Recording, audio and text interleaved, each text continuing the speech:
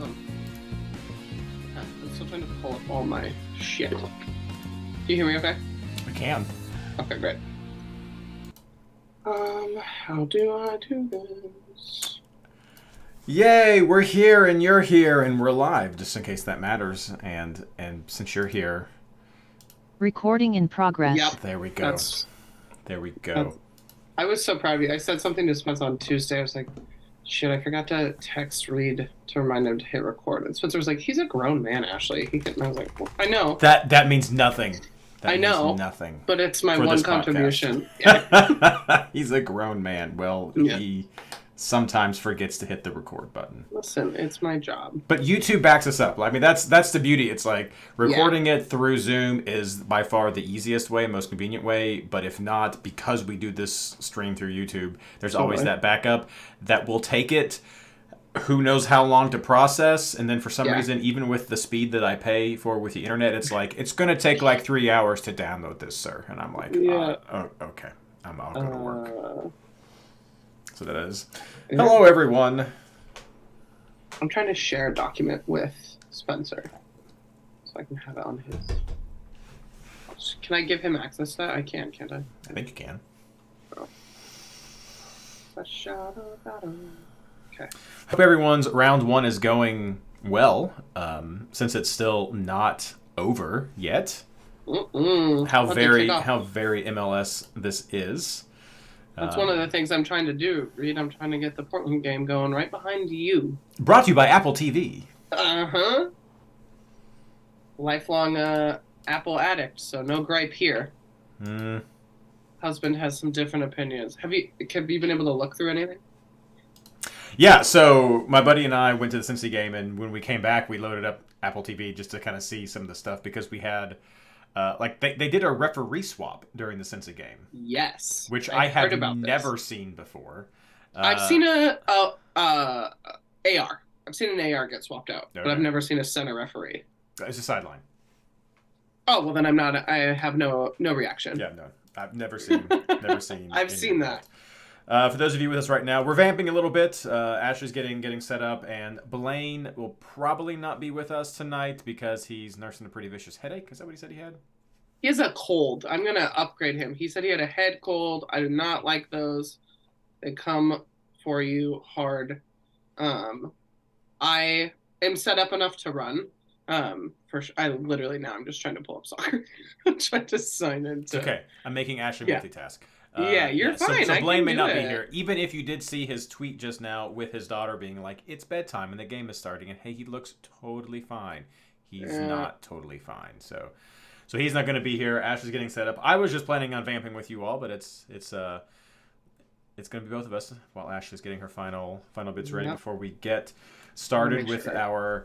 There's no sound. I feel like I made this comment on Twitter just now, and those of you in chat with us right now, let me know. Is this not one of the most because MLS-y things or MLS Fantasy? Because it's like why wait for round one, rescheduled, postponed, faux double game week thing? Whoa. So big time. Well, and honestly, I felt like this Portland game wasn't even going to happen.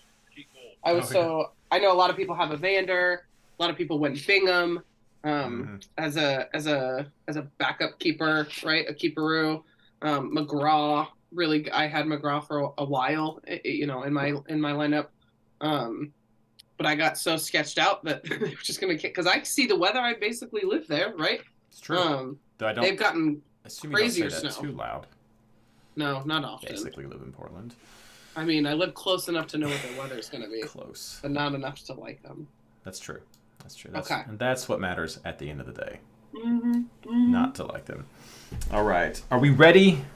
I'm ready. All right. Thanks, everyone, again, for joining us. Definitely later on the Monday evening in the weird round one, round two-ish territory. But we are going to do our best to preview round two for you tonight, even though the scores aren't there, which I know I like to lean upon to have easier access to previous points to try to find some of those diamonds in the rough. We won't have that as easily accessible to us, but we we'll still do what we can, especially with some reactions. So we will get the intro started for the podcast, and we will, as so many people like to say on this YouTube platform, jump right in.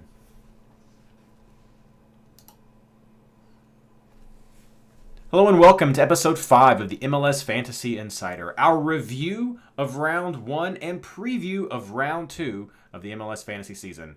This episode is brought to you by Monday Night Games, because why ease you into the MLS Fantasy season? Actually, brought to you by the amazing Patreon supporters of the MLS Fantasy Insider. It's because of you and your support that we're able to keep this project going, and we are so happy to have you. To learn more, visit patreon.com/MLSFI. I'm your host, Reid Connolly from MLSFantasyBoss.com, and tonight I'm joined by my partner in fantasy, Ashley Savage. I'm great. Thanks for asking. How are you doing? Yeah, I'm awesome. I had a lot of FOMO missing round 1, but I missed it from the happiest place on earth with my family. We'll get into how that affected my round later, but since I've been with you guys, I haven't missed a first round, so it feels good to be back. It is good to have you, and we will be focusing on our opinions tonight because Blaine will not be with us. He's nursing a pretty nasty head cold, and before that came upon him, since Ashley wasn't here with us around 1, I thought it would be good to have classic MLSFI with just the 3 of us, which we have some suggestions for picks from Blaine, but if he does decide to join us later, we will find out pretty much as soon as you do, and we'll just keep going from there. But I know that this is kind of weird because if you're listening to us right now live on Monday, the round is not yet over, and that's because of weather up there in Ashley's neck of the woods, the northwestern-y area, the Cascadia area, caused the Portland Sporting Kansas City game to get delayed, and the weather even canceled El Tráfico. So El Tráfico has not been rescheduled yet, to my knowledge, and the Portland game was moved to Monday, and that was deemed to be still part of round 1, so we're not over yet. So I apologize if we can't give you all of the stats or as quickly some of the numbers for some of the players, because we, just like you, we don't have access to the quick stats and calculations that have happened. So we'll have that for round 2, but we will do our best for this round 1 review, and we're taking it a little bit different. Sometimes we just talk about what stood out for us. Maybe this year we're going to be trying with this format, but it's sort of expectation versus reality, and we're just going to kind of go quickly through some of the games from a fantasy point of view of what stood out to us from each of those. So I'm going to kick us off with Nashville versus New York City. This is a defensive performance that we expected from Nashville from a fantasy point of view, and Zimmerman getting a goal is just a cherry on top that makes him the standout defender for fantasy. They're pricey, but this is what we want to see from Nashville that we got 2 years ago that made them just such on that short list for who you wanted to have on your defense. For those of you who took note, Mukhtar did not start, but he did get some time at the end, so most of us are expecting him to either be starting next week or to have more than his 15 minutes as he gets eased back into the squad. So keep an eye out for Mukhtar. And there was a noticeable dip in the scoring during this game, of what you might expect from these Nashville players. However, Schaffelberg got a goal, forward, $6.5 million. Hard to tell if that's going to be something that's sustained because of Mukhtar not being there. And the expectation that held out, New York City FC, kind of poor. So probably maybe a team to target just for round 1. So we'll see what goes on there. Moving down to Atlanta versus San Jose. I feel vindicated. I had that small rant last week where I was like, no, don't pick their defenders. Goals on both sides. That's what happened. 2-1 in Atlanta's favor. And as we did, I think, mention last week, if you're going with someone, it would have been Almeida from Atlanta. He had a great round. And then Bobasi got the goal for San Jose, who we also mentioned as one of those sort of stealth, cheaper-ish forwards right now. And Espinoza, I think, was the highest scoring player, and he tended to be in that pretty solid point area last year as well. So those are definitely 2 names you can look at with San Jose going forward. Something that was The reality was not matching the expectations. Charlotte versus New England Revolution. We weren't really sure how to go with this one, but it ended up being 1-0 in New England's favor. I think this speaks well for both teams, actually. New England, it was a strong defensive performance that we were hoping for, but weren't sure about the road, and they did get that. They will be pricey, though, so keep an eye on those New England players, especially. I know that'll be a popular goalkeeper option right there. But we did not really see anything from Heel. And I don't know if that just speaks to the away form or to Charlotte's performance there, but or the lack of really good forward options in New England for fantasy. So keep an eye on him and what you may decide going forward, but Heel did not have a strong performance on the road. Not that that's necessarily unexpected from fantasy history. And I also still think Charlotte is still worth looking at. 15 shots. Just like New England, so they matched them with shots, but not as efficient as New England was at getting them on the goal. But they're still producing right there. But some of those big name players just did not come away with points. So we're looking for some goal dependence right there for sure. And then I have a lot to say about FC Cincinnati versus Houston because I was at that game. Went up there for a belated birthday present with my buddy that his wife arranged, and so we went and saw that game. I was not able to do any kind of lineup tinkering because of that. Huge sympathy for those of you all with season tickets who get to go. The Wi-Fi was atrocious. Could not do a thing. And I was just like, that's it. It is what it is. I have to go with it. But we had talked about Houston's defense with our expectations reality. Better than I expected. We had heard about that coming in. They were better than I expected. They were tight. They held a good formation. But Cincinnati was eventually able to wear them down some because they just didn't have a solid or consistent offense going. So they were constantly pounded, were able to get worn down. But I was impressed with the defensive formation that Houston was able to have. And if you're going to have a Houston player, it's going to have to be Herrera. He was everywhere. He's not playing the number 10 role, but he's pretty much a conduit for creation there on the left wing, on set pieces, all kinds of stuff there. So if you're going to go with that, that's likely going to be the first man on your list. The expectation I had for Cincinnati was I was wary about Vasquez because Santos had been coming on pretty strong near the end of the season. And I think I saw that play out. He was very much a target. Vasquez was very much sort of a follow-up, cleanup, Wando-esque type of person. And they just weren't falling to him. And with Santos being there, Vasquez kind of disappeared at times, and it was really his show until he was injured, and then Brenner came on it, and it switched up the dynamic a little bit. But the two biggest takeaways I had from the fantasy point of view was Acosta kind of disappeared. He was floating all over, wasn't really being in that creative role. I don't know if he was just off his game or if this is a new tactic, but he just vanished into the team for large portions of the game, and that was not good. But Barreal had a fantastic game, and if he's still going to be playing that aggressively as a defender, I think he's going to be a very solid option. He was cutting into the middle all the time, putting up shots, putting up crosses. They were playing down the left side very often, and so I think Barreal could end up being a very good deal. Still some worries about defense, though, because Mosquera did not like what I saw when he was there, and then when Murphy replaced him late in the second half, did not seem like much of an upgrade, if any, at all. So that left side of their three-man back line, I still think is worrisome. And then I'll wrap up from my little section before we divvy up Blaine's. Orlando versus Red Bulls. There was a lot of talk about Red Bulls being better than people had expected. I don't know if we saw that play out. Ojeda did not produce the goals or the points that we had hoped many of us had based on his preseason, but Torres did get a goal, which were expected from some. But so keep an eye. That may not be... He's cheap, but he may not put up the points that we're all hoping for. But they did keep a clean sheet, so Orlando could be a good source of some pretty budget defender options going forward. And again, I felt like the Red Bulls kind of fell flat. Maybe they'll get it together as the season goes on. But I feel like Orlando might have been one of the easier openers for them. And so some question marks about the Red Bulls. I guess we'll split. You want to split Blaine's, Ashley? Yeah, I can. I had some notes on the Austin St. Louis game that I can get into if you want to do DC. Go for it. Well, why don't you want to do the DC one? Okay, sure. I'll wrap up with DC, TFC. Blaine was looking at these, and he said TFC found some goals, but DCU is not the dumpster fire that many managers expected. I think Maybe that's too. I don't know if I expected them to be a dumpster fire. I think I had them as a wait and see kind of team because of all the changes they had. But this definitely spoke well for DC United, especially Bernadeschi, that I know we were looking at a lot. And TFC Defense is going to TFC Defense, as Blaine said. So yeah, definitely they gave up 3 to DC, and so I think TFC will probably fall into a team you can bet against still, at least at the first part of the season. And DC may have some options depending on the right setup. Yeah.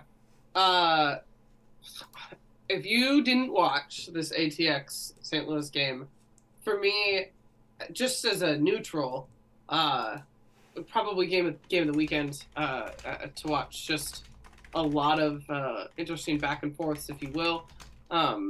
I read an article going into the season. I want to say it was a Weeby article. I can't remember now. Talking about how they were worried that Austin might play to the mean this year, right? So not taper off necessarily, but we watched it happen with LAFC. We watched it happen with Atlanta when you break into the league and you come out really hot and just kind of hit a little bit of a stall. And I don't know if it's too early to say that about Austin, but to lose in your home fortress to an expansion side is not a great look. But from a fantasy perspective, there are some really interesting takeaways. I'm not sure how injured he is after watching him come out, but Klaus for St. Louis really impressed me watching him play, seeing his impact. And then I wasn't on the podcast, but I preached this to just about everybody I know who plays, that Stroud was my number 1 cheap player who was going to start. You know how you look at those lineups, right, as they come out for different teams and projected lineups and whatever, who's sub 5 that you can pick up, that's not a defender, that is going to start, and can I throw them on my bench to use my money elsewhere? I didn't start him, threw him on my bench. I knew he'd start. I'd seen him get into the attack when he was at Austin, and probably 2 minutes before the goal, I turned to Spencer and said, well, we've already lost the Austin shutout. Wouldn't it be great if Stroud could just put one in? And I felt like I took over Keller's body on accident and made him do that back pass. And I didn't care because it got 11 points. The price rise for that player alone is going to be worth it. So that he definitely stood out to me. Another, injury comment. I'm not sure how injured Cascante is, but there was, a noticeable dip in what is normally a stellar defense for Austin. That's something I'm going to pay attention to. The player who came in for him, I think it's Keller, right? I think he just had a very poor game. I don't know if he'll be the person going forward if Cascante is too injured, but that's something I'm taking note of from a fantasy perspective, is that injury. Who's going to replace him? Can they hold it down as strong? Moving into some of the games we haven't covered. FC Dallas, Minnesota. I expected an FC Dallas shutout, and I expected FC Dallas goals. And I didn't get either of those things from that game. I wasn't able to watch it. I just looked at the stats. It was definitely disappointing. Miami and Montreal.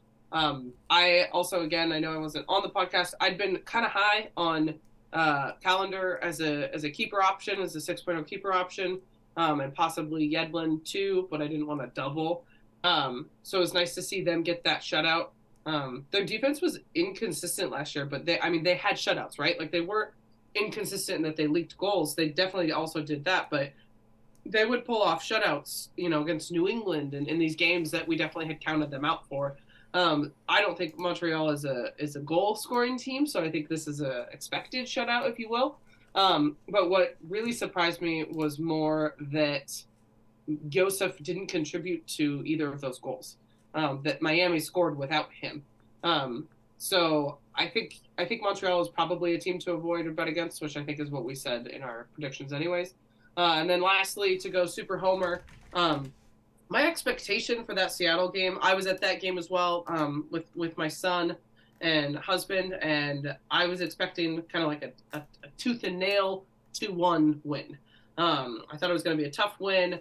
I wasn't really expecting a shutout, even though I had some Sounders defense, but that 4-0 victory from a fantasy perspective was amazing. Abear was my cheap scrub, loved that goal. Jordan Morris was in and out of my lineup this week. Loved his brace. He's the second highest pointed player of round 2 so far, Jordan Morris with 15. Lodero, a lot of people were really high on him. I wasn't as high on him, but I had him because I was afraid that this Portland game wasn't going to go. So I switched from Evander to Nico. He got a 6. Honestly, a little bit more than I was expecting, but probably less than other people hoped. Reagan and Yamar both with 8 with the shutout, so just the 1 bonus point.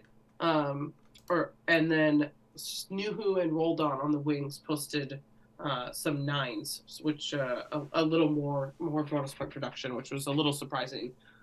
So yeah, definitely, surprising to me from the fantasy perspective for the team I pay attention to the most. All right. Anything else from chat that you think that we missed that is important to point out from a fantasy point of view? A quick little opportunity. All right. Seeing. I was going to say, let's get into round 2 then. We will do that. We'll get into round 2 after a very quick housekeeping section. Yeah.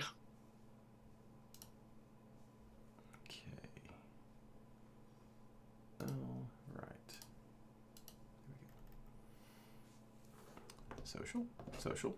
There's social out anybody if you wanna share so kindly.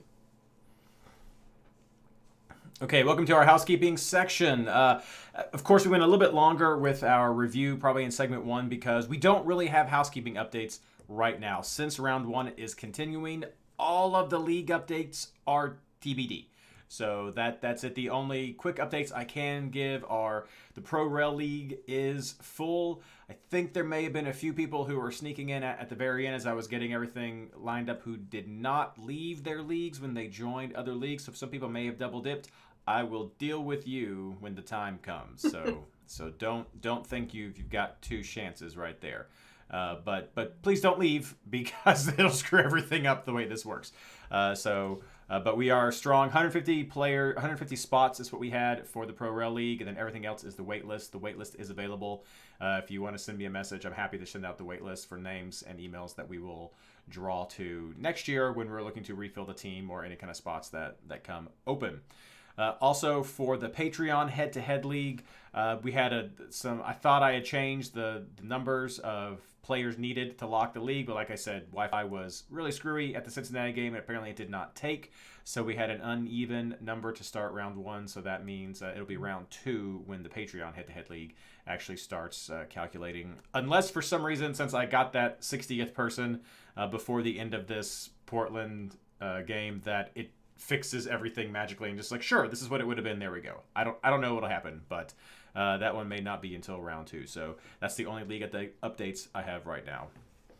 But moving into round 2 of MLS Fantasy, everything starts on Saturday, March 4th at 4:30 p.m. Eastern Standard Time with LAFC versus Portland. So it's sort of kinda 2 games in a week for Portland. I mean, they are playing right now on Monday. Saturday's a long way away, so I don't think we'll have to fear much impact from this quick turnaround as long as everybody stays healthy for this game, which we hope they do.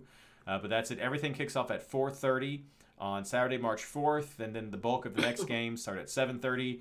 We have some 8:30s and then some 9 and 10s after that. I had a question during last week when I have not gotten a chance to make the switcheroo video yet, but I made some comments saying I hope you had your Nashville and New York City players on your bench so that you could utilize the switcheroo. And there was some confusion about that, so I'll try to do a quick explanation right now until I can get a chance to make the video. Basically what it comes down to is with the MLS system, if you have LAFC players and Portland players on your bench for round 2, you will get to see what their score is before the 7:30 games kick off. You'll have at least like an hour before those games kick off.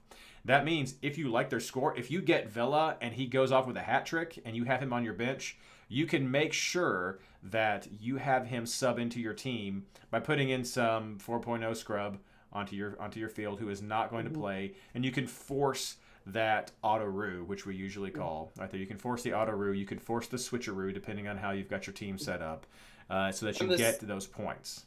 And on the same token, if you have a bench full of players from that game that don't hit 2s and 3s, you can then swap whoever you had in your lineup as a scrub for someone who has yet to play. Exactly. Money willing. That's a little tricky at this time of year, but generally that's the concept, right? And that's where the switch comes in. Auto-roo, that's just what the game will do automatically. If you have a player on your bench who can sub in, and you have a player on your field who does not, they will automatically sub into your team. So that's the auto-roo. The switcheroo, just like Ashley said, is where you decide that you don't like those points, and so you switch out a player from your field with another player who has yet to be playing in the game and scoring points. So that's just the benefit of the MLS system with our rolling lockouts. And so it's always easy with the setups of a 4:30 game to have those players on your bench. You can also do it with any of the 7:30 players, which with the 10:30 games. So there's enough time right there. It gets kind of dicey with anything else. And if games are played over multiple days, like last week with, or I guess this week technically with the Monday game, you could have also have used the Portland and Sporting Kansas City players in any kind of switcheroo, auto-roo. But that's the quick version of it. Again, I'll try to make a video that actually uses some examples with the week, but that's what we're going for with the switcheroo and the auto-roo. Works the same way with keepers, called the keeperoo, and yeah, that's a quick thing. We are not going to cover, no double games, but Minnesota is not playing this round. So if you're looking for some players who are definitely not going to be playing and to help utilize your switcheroos and auto-roos, Minnesota players are the ones who you are going to want. We're going to skip our injury section because, again, this round is not over. There are still some changes that could come with disciplinary rulings or even this game that is currently going. So be sure to head over to the MLS Fantasy Boss Discord and check out the pin post for the Mega Reference. That is a community-led project where everyone kind of pitches in to try to keep track of all of these injuries and substitutions and just changes and call-ups that happen during games. But not refs. I got to see a ref swap during the Cincinnati game. First time ever with a line ref getting swapped. The big screen having like Ben Olsen up there in his lip reading that he was doing, I was doing of him, pretty priceless right there. But we don't track the refs, but we do track the players. So head over there to the MLS Fantasy Boss Discord. The easiest way to find out how to join, because it's free, is to go to mlsfantasyboss.com/discord. There's the link, and you can hop right in to our main MLS chat, and up there pinned in the top right corner with a little pin icon, push pin icon, you can find all the important posts, including the Mega Reference. So go check it out. But now we are going to talk about our player targets for round 2.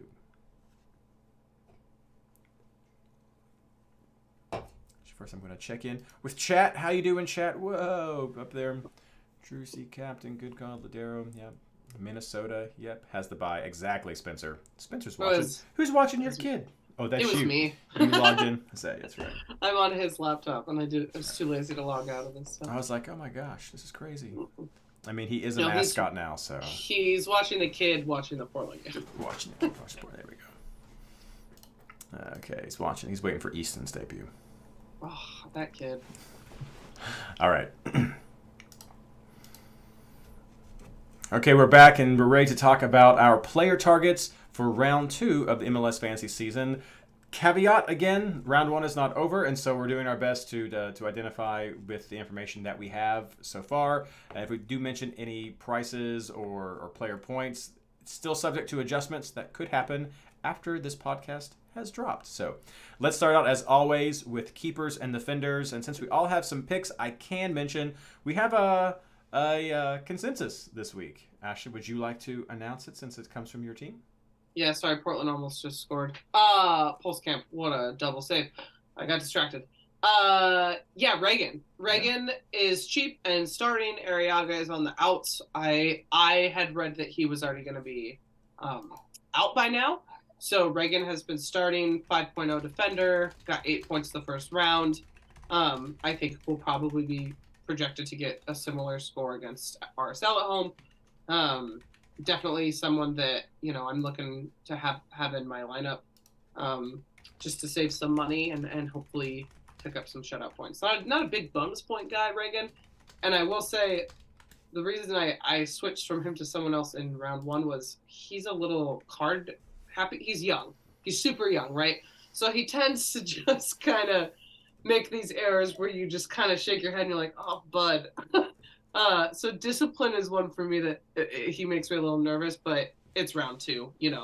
He's going to be fine. But when he gets that card count up, we may pass on him at that exactly. point. Yeah. Right. Well, who else are you targeting for your keepers and defenders for this round? I like Petrovic for this round. That's who I think I will go with as my early keeper. Depending on who starts for LAFC, I might consider that keeper. The starter is supposedly only 5.5. It's supposedly not McCarthy at 6. And then I'll probably go to Fry, the 7:30 the night game. I know we haven't seen him yet, but I like Hollingshead. Probably from LAFC defense. I'm considering Marie from San Jose. 8 points, only 5 mil, 8 points without a shutout. An interesting SJ defender. I'm kind of into San Jose this week. I also like Reagan, like we said. And then I'm considering Philly, even on the road. Money makes me nervous. No shutout last week was a real bummer. More of a bummer if you had Glassness, but I had Mbaza. So I don't know. I feel like Philly on the road was irrelevant last year, right? But for some reason at the start of a season, I always get a little more cautious, and I think that can bite me sometimes. So I will probably throw a Philly defender in there as well. I mean, it's not a bad matchup. Miami did get a couple of goals, but it was against Montreal, so not there. And Miami's defense also suspect as well. Like, that was just sort of a sloppy game in general. Yeah.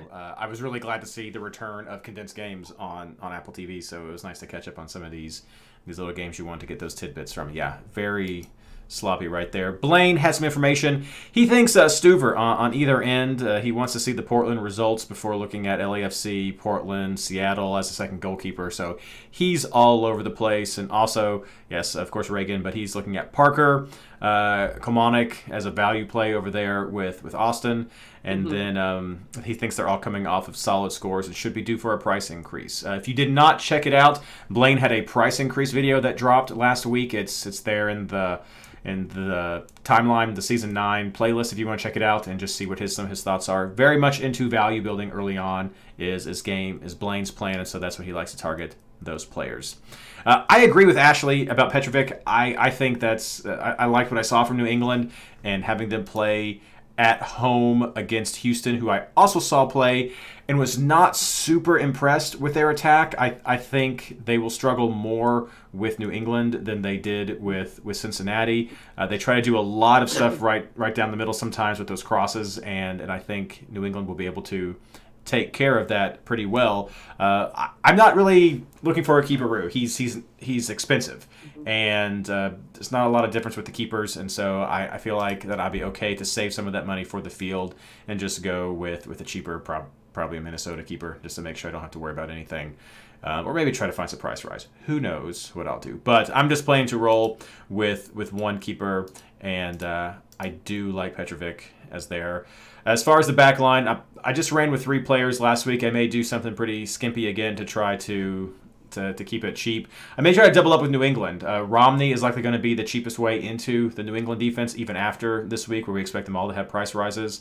But he will be pretty cheap. Reagan is going to be essential, I think, to that.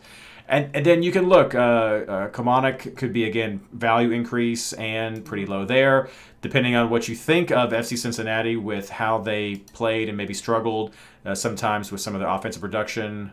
Orlando could be a tough defense. They might be a good defensive option right there. So could be some price rises and some value as well there.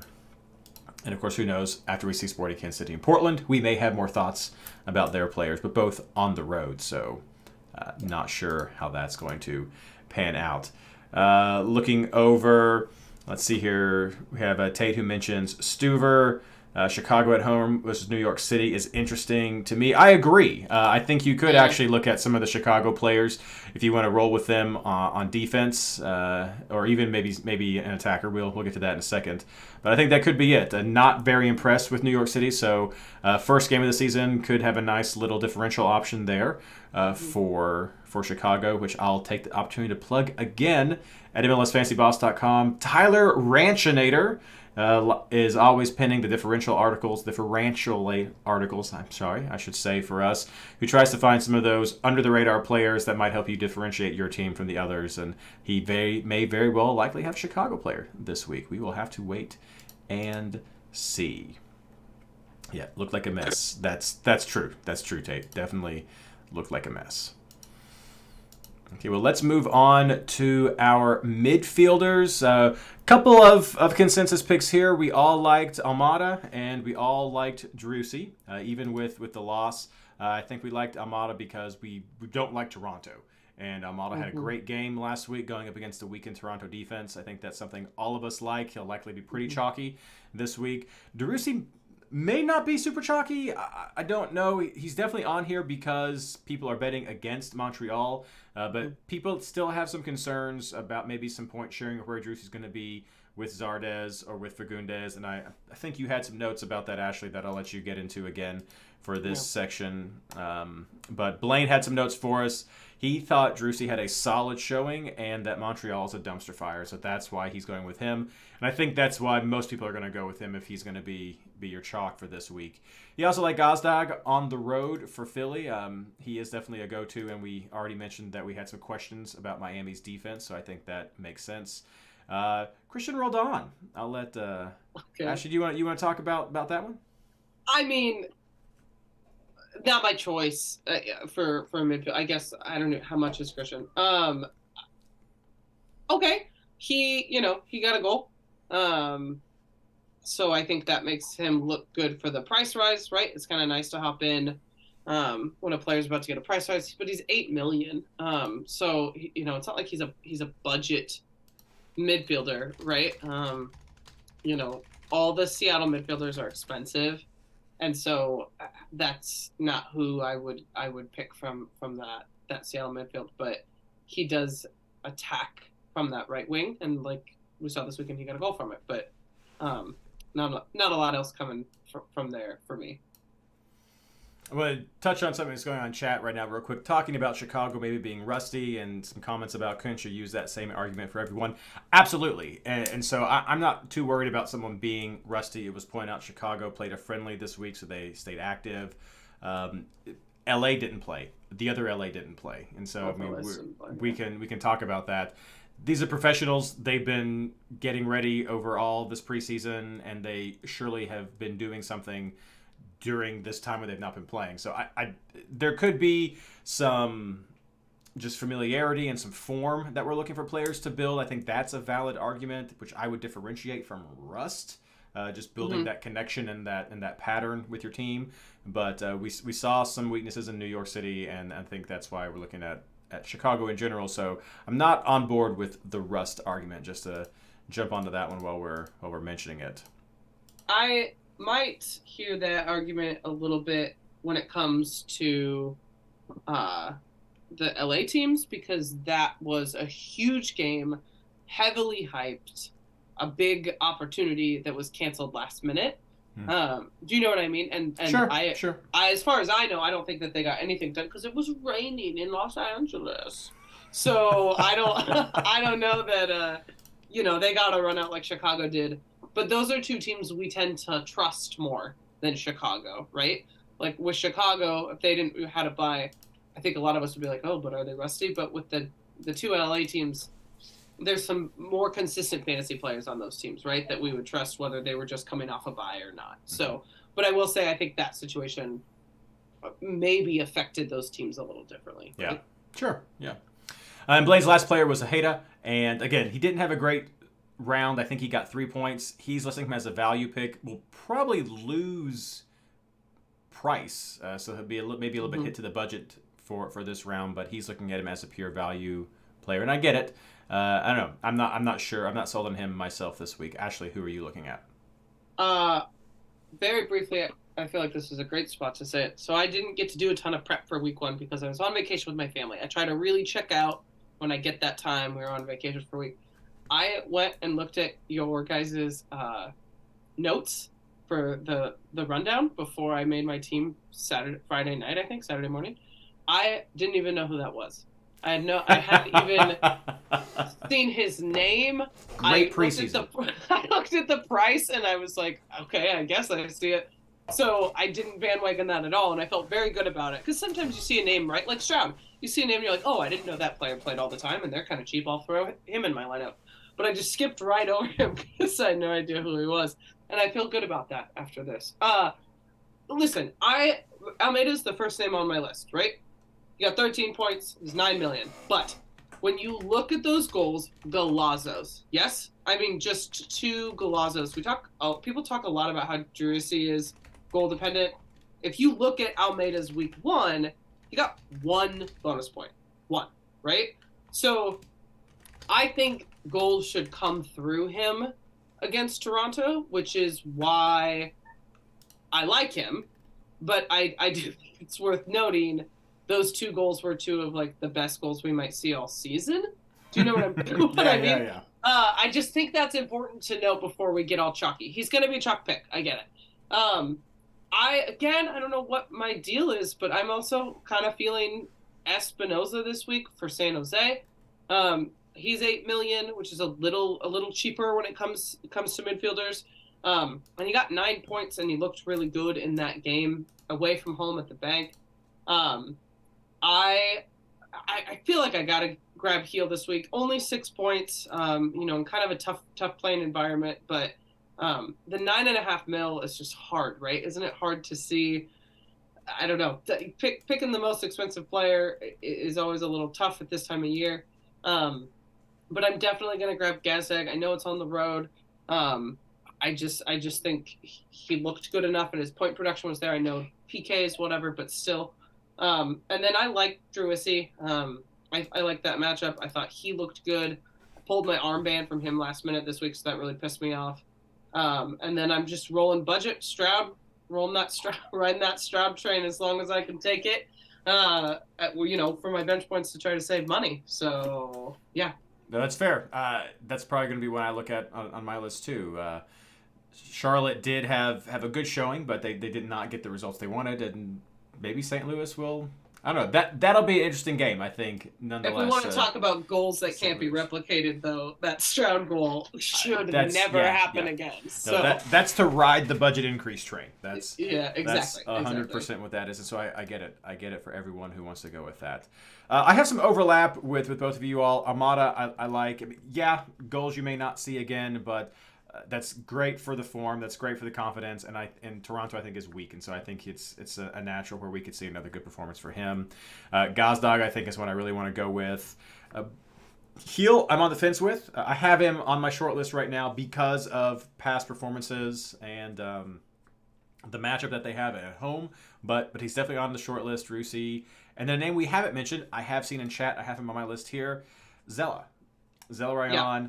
I thought about it. All of the goals were scored by Philadelphia in the 4-1 win against Columbus. So there's that. But we were not sure about that game. We knew Philly was tough. Mm-hmm. We knew that there's new things going on in Columbus, and so there were questions marked there. And I know we all wanted to see that.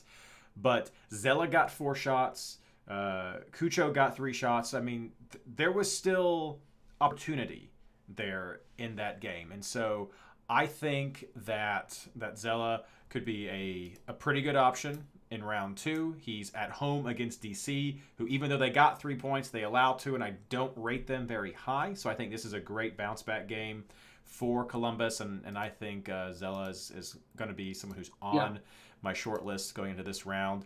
Some other players I thought about that we just haven't seen enough is Puig. He's the only one from LA who you're going to want if you want to go with that. He is away against Dallas. And like you were saying, you were expecting goals from Dallas. You were expecting clean sheets from Dallas. You got nothing. So if they're going to struggle, that could be an option right there, a differential pick maybe. He was in my team for week 1 until the game got canceled. He was a midday. I really liked out the gates from his point production last season. We already mentioned Chicago. I got Shaqiri on my list here against that New York City FC game. I could see that being maybe a nice way for him to ease back into the season and see what happens. And then I know we had already talked some about Roldan. I just had a question mark of Seattle mid. You said they're expensive. We have that question of, are they going to be sharing points a lot like Houston of past? And so just in general, Ashley, what's your take on Seattle midfielders? Is it wait for one to come out, or is this really like throwing a dart at the dartboard kind of thing? Yeah, I mean, I don't know that I think that this is like when we talk about Dallas mids, right? We talk a lot about like, oh, well, who's going to score? Houston used to be like this for a while. Atlanta had moments of that, right? In the Barco Moreno days, who's going to get the points there? For me, I think it should be Nico Ladero. So he's only a $500,000 more. He's 8.5. There'll be a price rise. But he should generate the most bonus points. He's still the 10. He still takes corners. He'll take PKs. He's on most set pieces. He's garbage at corners and he's garbage at set pieces, but he's still the one that does it. every so often, Joao Paulo will take one of those things. But Rusnak sits back too deep. Christian is on the wing. He just doesn't usually. He is incredibly goal dependent. Christian Roldan. Nico produces more bonus points. I think that's the safest, floor, if you will. But I think Christian is $500,000 less, and if you're gonna go anywhere else, that would be my second stop. But like I said earlier, I think there's some better 8 million middies this week. Until we start to see prices kind of shift a little bit. I would expect Nico to go up and Christian to go down a little bit. And then, he might be a little more appealing. Yeah. But also price rise, right? So he definitely wasn't projected to get a goal, Christian Roldan. So he might be worth it for that. Exactly. And of course, the way these stats work underneath it is taking set pieces helps you have a better chance of getting crosses. Crosses only happen if your player, your teammate, receives the ball within the box. So that's the advantage of those set pieces there. Even if they're garbage at them, as long as he hits one of his players, he gets that point. And of course, we're going to have to give a shout out to Mukhtar with Nashville. Very much dependent upon what is happening with that lineup. New York Red Bulls could be a decent one. Don't know if I'd want to jump on the bandwagon when they're on the road. If I'm going to talk about rust, it's a player coming off an injury that I'm going to be like, is there some rust that needs to get knocked off? Yeah, but he got an assist in minute 1. Did you watch the build-up to that goal, too? He looked amazing. That's fair. I'm with you, though. You're right, because he's probably only going to play 60, even if he starts. So that's the question. So do you like a 60-minute... Exactly. Is a 60-minute Hani Mukhtar better than some of these other players that we're maybe even on the fence for? Like, if you're thinking of heel, is a 60-minute Mukhtar on the road to Red Bulls better than a 90-minute heel at home to Houston? I don't know. These are the questions you can have. These are the comments you can hit us up with on Twitter or Discord, and we would love to hear your thoughts. Maybe we'll do a Twitter poll about that. All right, let's move on to forwards now. No consensus picks here. So we had some maybe twos going on, or maybe some of us could go either way, but I think this will just be a good conversation. Ashley, what do you think? Yeah, so I was looking a lot at the cheaper but not dirt cheap strikers for week 1. And another striker that I had to swap out of my lineup was Opoku. I think Vela and Bouanga are going to be the heavy hitters, but they're really expensive. So who's a striker that I know will play and could get on the end of some good playmaking for a goal, right? Opoku is only 7 million. I liked him for week 1. I will consider him for week. I want to see how the rest of this Timbers game ends up. How's David Bingham? How's this back line? But depending on the Portland game, I think Opoku at home, not having played yet, is a cheap option. I like Abobasi at home. He just got goals in minutes played, but he's only 8.5, which is just a little bit cheaper. And then I said this at the top of the show, but I had Jordan Morris in my lineup back and forth all day yesterday. Him and Aber. And as you know, Sawyer's a huge Jordan Morris fan, so I felt like I really disrespected him. by going with Abear. But Jordan Morris is only $8 million, and he's the second highest pointed player for this round so far. So I think it's a decent shout at home against RSL. He tends to play well against them on the wing. But Abear at 7, he's going to start. Raul Ruiz is not expected to play again this weekend. He had some good chances. Abear did. He probably could have had a second goal for sure. So I think that he's a decent a decent cheap. 7 million sounds ridiculous to say it's cheap, but cheaper striker. And then the last one I'm kind of considering, even though he didn't produce, is Cucho. I think you're right. I think we're kind of not really paying attention to Columbus because they did nothing and just got steamrolled at Philly. But at Philly's a tough place to play. So that Cucho-Zella combo was something we had almost weekly during a stretch of last season. So I definitely think that's someone to consider. And I will add that Gene from Chad, who's one of our long-term top fantasy players, says stick with Abear. He's going to thrive in Seattle, and he is a New York City FC fan, so he's seen him in that system come over. So there's some endorsement for. He just won't start once Reid Diaz is healthy. Is the problem? Formationally, he's not going to start. Which is not something we care about for this round. Yeah. Blaine is waiting to see how Agata does in the Sporting Kansas City game. Of course he is. But it's against Colorado, which I'll mention some of that. He also likes Abear as a switcheroo. And this must have been very hard for Blaine to type. I know, it's so hard to read, isn't it? He is fading Zardes after the 2, which I'm assuming means the second round. So he's planning to fade Zardes. No, he got 2 points. After the 2. Okay. So there we go. I was like, he was not clear, and I was like, did he mean? I thought he was saying he was going to go with him, but he thinks he's at too great of a risk for value drop. So it totally is. We will see how that goes. So for me, I like Abobasi. He's someone who I'm taking a look at myself. I do like that matchup against Vancouver. I was really interested in seeing Vancouver play with their new keeper to see how that would turn out. And RSL dropped a couple on them, and I'm not really sure what to think of RSL yet. So I don't know how to take that game. Glad got one of the goals, though, so a defender goal, which he's not normally. But Krylak also got a goal, and that's something I want to keep an eye on is how he goes. But Vancouver did drop, and so I like San Jose's chances against them. So Bobasi is someone who I'm considering. I'm still up in the air with my forwards right now, especially since I haven't been able to play around with my budget. I'm interested in Agata. I know there's been some hype. I want to see how he does in this Portland game. But a lot of it is, if you didn't see some of the tweets recently, Colorado has got some injuries, has got some losses and absences. And so a lot of key players, including Price, who have been injured and may not be available for this second round. And I want to keep an eye on that because I may go with the Agata on the road if I see a good performance tonight, and if I'm looking at maybe taking some advantage of some weaknesses that could be in Colorado. And of course, for me, the third player that I'm looking at seriously is Cucho. Again, Columbus, I think that's a good matchup. I think that pairing with Zelarayan is good, and he got 3 shots, and that's nice. I want to see my forwards who are shooting, and 3 is a good solid number for me, and I think that could be more in the game against DC, who will potentially give up more. Morris, on the fence. I do like Abear probably more than Morris, but he's someone I'm want to keep an eye on.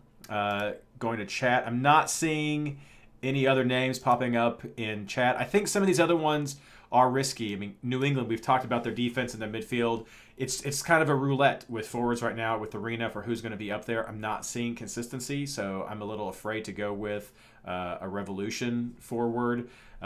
Potentially, you could look at Torres down in Orlando if you want to bet against Cincinnati's defense, which is still kind of shaky, so I can definitely understand that. St. Louis, I don't know. I mean, they're just that game. I don't know. I'm really interested in the St. Louis and Charlotte game because I still have some questions about both teams. So that could be really fun. It could be some goals on both sides. So but it's not something that I think other names that we have mentioned would be displaced by with going with one of those players. They would be total differentials or some sort of switcheroo that you might be trying to play right there. So I don't know. And I think you did touch on LAFC very well for how you're going to be considering them based on what's happened. Well, let's move on to our captains. Ashley, who are you looking at? Yeah, I'm considering Espinoza at home against a shitty Vancouver team, or I'm also considering Drusy. I think that Austin's going to have a little bit. No, I don't want to say more to play for this week, but I expect him to produce against Montreal. I guess is the easiest way to say it, right? I think that that he should do well at home against Montreal, but I also thought, Austin was going to do a little better at home against an expansion team, and they didn't. So that might be just hedging my bets that he's the one who contributes to goals in a game. I would expect goals. So right now I'm going back and forth, but I like the two of them the most this week.